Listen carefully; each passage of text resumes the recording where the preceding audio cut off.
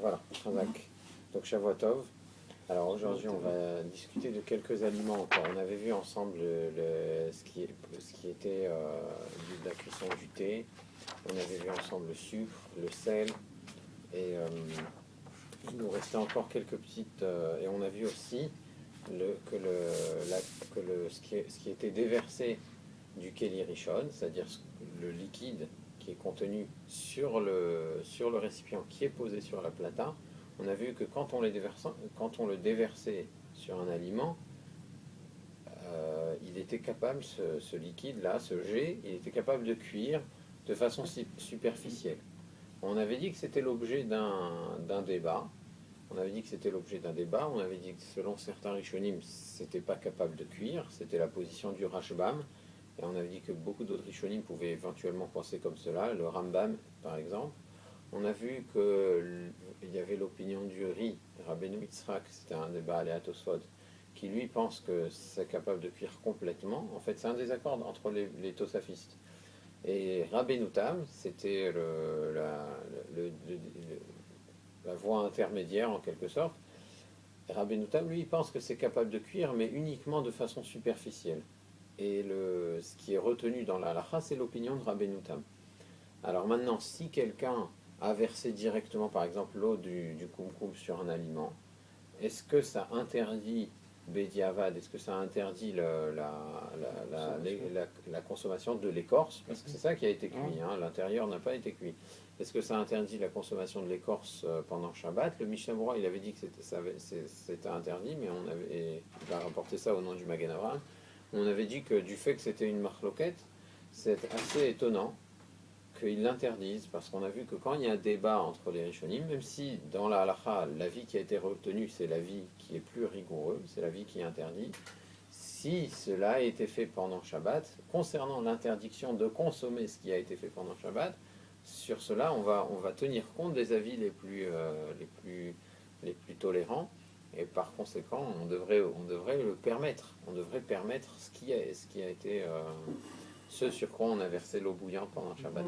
Donc bon, on avait dit que si en tout cas ça avait été fait sans intention, par inadvertance ou par ignorance, alors là c'est sûr qu'on pouvait se permettre d'être méquille.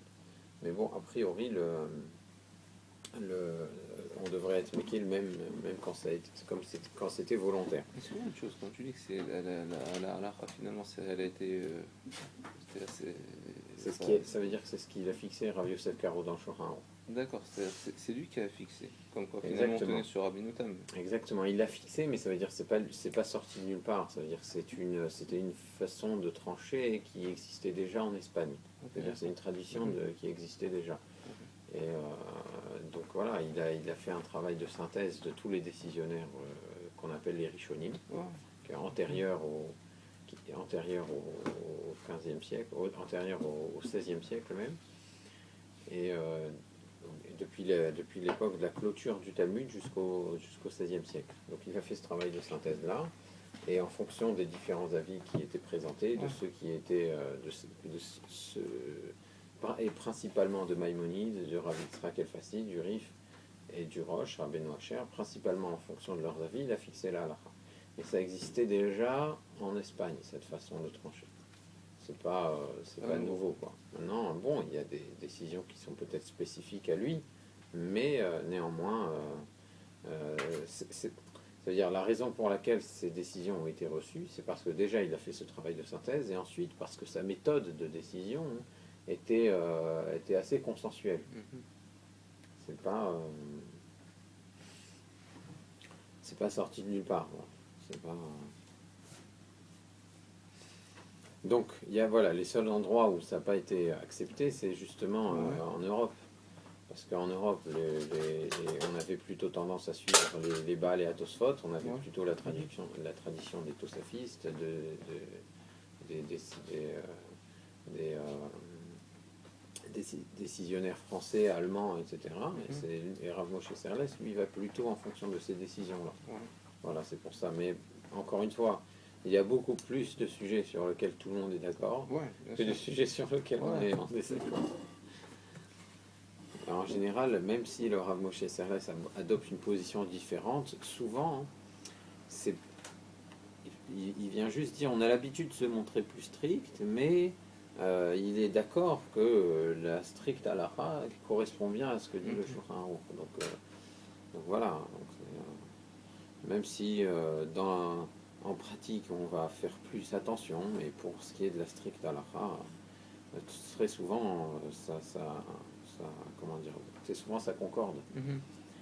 Donc je voulais avant de revenir sur certains séifim, sur un autre sujet, je voulais revenir sur je voulais aborder certains aliments qui font partie de la vie de tous les jours, savoir comment les préparer pendant Shabbat, est-ce que ça pouvait poser un problème.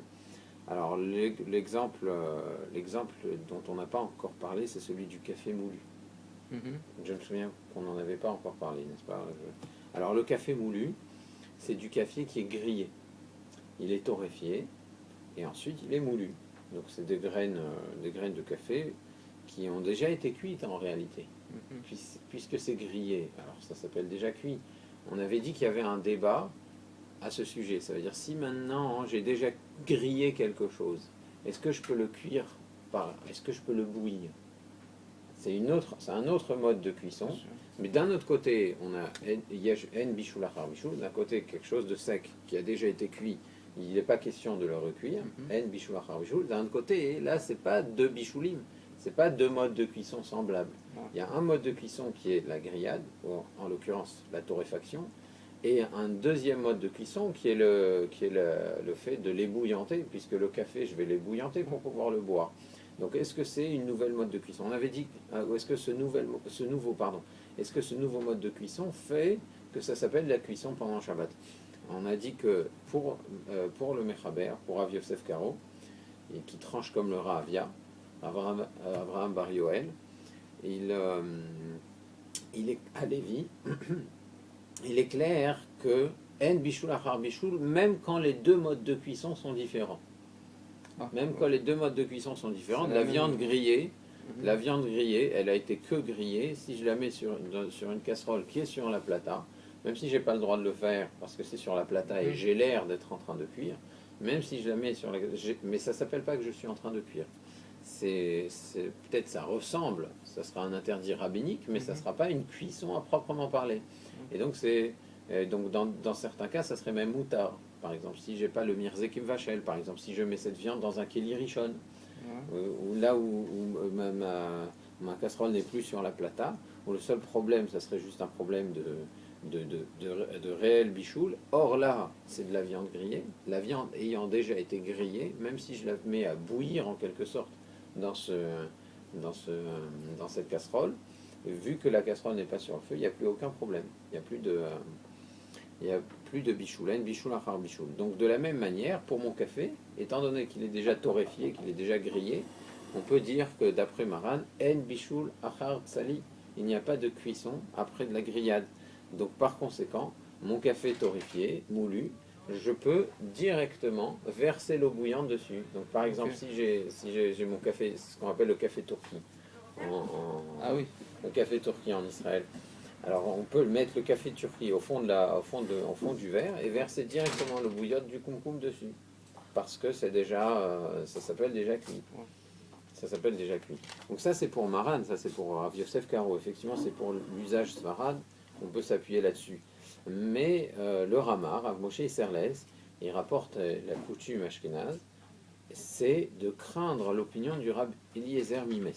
Il y avait à Metz un décisionnaire médiéval, qui s'appelle Rabbi Eliezer Mimes, l'auteur d'un sefer qu'on appelle le Sefer Yereim, et lui, on l'a déjà rapporté, et il dit que Yesh Bishul Achar Tseli, c'est-à-dire que bien que En Bishul Achar Bishul, bien qu'il n'y a pas de cuisson de bouillie après une autre cuisson bouillie, si ça a été bouilli, tu ne peux pas le rebouillir, si ça a été grillé, tu ne peux pas le regriller, quand on le grille à nouveau, on est juste en train d'abîmer l'aliment. Quand on refait bouillir un aliment déjà bouilli, on est juste en train d'abîmer l'aliment, on n'est pas en train de le faire cuire.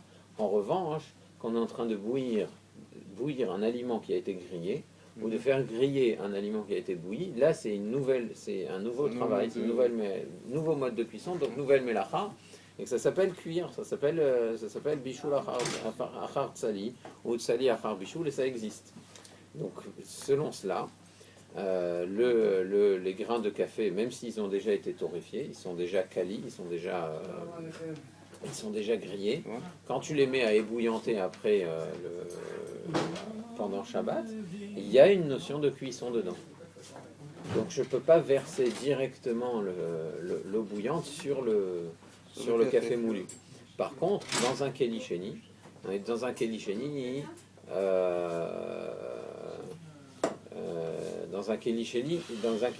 dans un deuxième ustensile, ça veut dire si j'ai déjà mis l'eau bouillante dans mon verre et qu'après je mets mon café moulu, là il y aurait des positions plus permissives. Disons que j'ai le tour qui me permet. Mais ce qui se passe, c'est que le Rama il a dit même dans le kéli-chéni, l'habitude est de se montrer stricte. Donc ce qu'il faudra faire, c'est de le mettre dans un kéli shelishi, un troisième ustensile. Ça veut dire verser l'eau de la bouilloire dans un verre, transvaser dans un autre verre, et à ce moment-là mettre le café moulu dedans. Donc là c'est pour le café moulu. Tu mets du troisième verre, tu mets d'abord le café et après l'eau. Est-ce que tu mets d'abord le café ou après l'eau? Ça change pas. Ça change rien. Ça change pas. C'est pas comme le thé. Non, c'est pas comme le thé. Oui, parce que le thé, on a vu qu'il y en a qui disent ça s'appelle de la coloration, etc. Mais même la vérité, il faut savoir, il faut bien retenir que ce qui est tranché dans le Shulchan Aruch et c'est un consensus. Ça veut dire là aussi, la plupart des décisionnaires sont d'accord. Il n'y a pas de coloration dans les aliments. C'est juste, si tu peux mettre ce qui est coloré avant l'eau, c'est mieux. D'accord. Mais là, finalement, ça change le pas. sachet de thé, tu le mets avant, après, finalement, ça reste. Oui, mais le sachet de thé, si tu veux, tu n'es pas en train de verser un liquide dans un autre liquide. Quand tu verses un liquide coloré dans un liquide incolore, c'est là que ça s'appelle « je suis en train de colorier ». Je suis en train de teindre. Okay, ouais. Bon, en vérité, il n'y a pas de teinture, comme on a dit, la notion de teinture de Tsuya, c'est que pour les vêtements, pour des objets, pour d'autres choses que des aliments. Les aliments, il n'y a pas de coloration. Donc sans rentrer dans la notion de coloration. Donc ça, c'est pour le café moulu. Le café soluble, le Nescafé, celui-là, c'est des grains qui se dissolvent tout de suite, instantanément dans le café instantané soluble. Lui, il a déjà subi une cuisson. C'est-à-dire, c'est pas seulement les grains qui ont été grillés. Non seulement ils ont été grillés, il a été, comment dire, on l'a fait cuire, on l'a lyophilisé, on en a fait des grains, et ces grains-là, on les fait dissoudre dans de l'eau. Alors le Nescafé, c'est clair que El Bichoul Achar Bichoul, d'après tout le monde. Donc on pourrait, le jour de Shabbat, mettre le café, mais même le sucre, on a dit le sucre aussi, il a subi une cuisson, le sucre et le café au fond du verre, et verser directement l'eau bouillante du koum sur le café et le sucre. Parce que les deux ont subi une réelle cuisson, une vraie cuisson, et donc même d'après le Rama, même d'après Rabbi Eliezer Mimes, il n'y a pas de nouvelle cuisson. Aïn Bichoul Achar Bichoul, c'est quelque chose de sec, là tout le monde est d'accord. Bon, certains pourraient vouloir dire malgré tout que le café, étant donné que c'est quelque chose qui se dissout, c'est un statut de liquide. Mais c'est pas... Bon, enfin, disons que c'est une position assez minoritaire dans la halakha, donc on ne va pas tenir compte de cela. Pour le café soluble, tu peux verser l'eau directement dedans. Alors, il y a aussi un autre aliment dont on n'a pas parlé, c'est les plats lyophilisés là. Les plats, les manachama. Les soupes, les soupes desséchées comme ça, instantanées. Et alors les soupes instantanées, j'ai lu plusieurs positions sur ce sujet. La position du Menuchat Ahava, Rav Moshe Levi. Rav Moshe Levi il dit que le fait de mettre de l'eau bouillante dessus, ça rend mangeable l'aliment. C'est un aliment qui est absolument immangeable. C'est pas vraiment immangeable, j'exagère, j'exagère un petit peu. C'est mangeable très difficilement. C'est ce qu'on appelle Nechal al-Yedei Atrak. Et quand tu mets de l'eau bouillante dedans, tu le rends parfaitement mangeable. Donc pour lui, c'est comparable aux aliments, aux fameux poissons très salés salé comme ça qu'on mettait sous l'eau chaude et tout de suite ça devient mangeable. C'est quelque chose qui était immangeable qui devient mangeable avec même avec de l'eau chaude. Et même si cette eau elle vient pas directement de la bouilloire, ça pose un problème. Donc pour lui, le seul moyen de préparer ces aliments-là, c'est de prendre de l'eau qui est à moins de 45 degrés. Donc, vu que c'est à moins de 45 degrés, on peut dire que c'est pas de la cuisson, tu fais juste, tu humidifies ça. Tant que c'est moins de 45 degrés, il n'y a plus de cuisson qui est en cause. Bon, il y en a qui le permettent quand même, mais, mais à mon avis, ça serait bon de craindre cette opinion-là et de le faire qu'avec de l'eau tiède en fait. Pas avec de l'eau, pas avec de l'eau chaude. Voilà, ça évite de rentrer dans le problème parce que le fait que ce soit mangeable difficilement, c'est dur de dire que finalement c'est dur d'autoriser sur cette base-là. Parce qu'un œuf cru aussi, hein, c'est pas mangeable et pourtant.